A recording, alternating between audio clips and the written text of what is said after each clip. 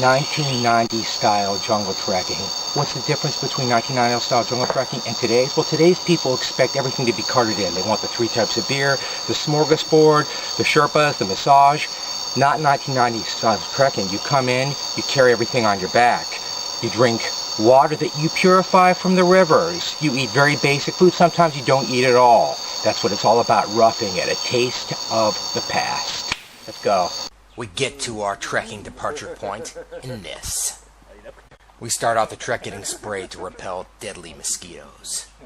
Spiders lurk in the jungle too. These guys bite you, it's all over. End of story. Here's another difference between 1990s style jungle trekking and today's.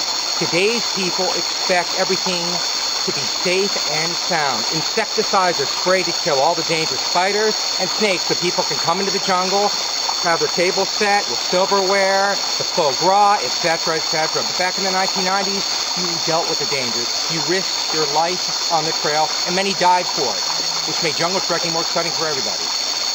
These treks are so challenging, you got to bounce yourself across treacherous waters. If you fall in that water, I say about a 90% chance that's it, you're dead. What does this tree have in common with the U.S. Revolution of 1776? One hell of a lot.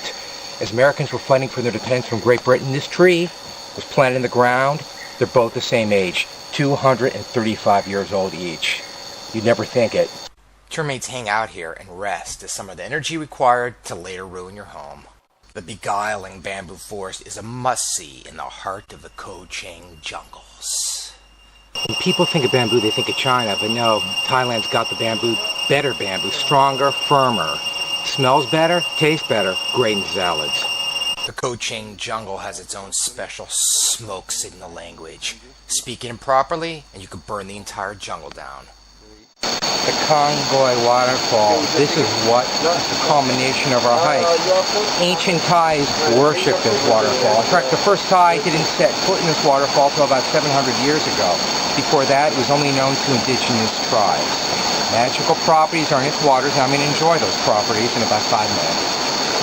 1990s trekking style was all about taking a risk, putting yourself out there, possibly dying. A lot of trekkers did die in the trail. They lived for dying on the trail. See that snake behind me? That's part of why trekkers in the 90s went out on the trail. 2010 era trekkers, personnel would have come to the site in advance and sweep the snake of the locale, possibly eaten it later. It kept the environment completely safe, sterilized the trekking. Complete difference in styles over 20 years. When I'm doing my jungle trekking, I like to eat a la naturel. I like to eat right out of nature. These mushrooms, hand-picked, succulent, delicious, full of nutrients, phytochemicals. You don't get better than this. Rubber trees are tapped in crude fashion all over the Koh Chang jungle to trap that luscious white rubbery sap that's used in rubber products or as a cream topping on your lattes. Out here in the jungle, people don't buy Ralph Lauren, they don't buy Estee Lauder, they get it right from the rocks, put it on their faces, nutrify the skin. All about getting in touch with the nature.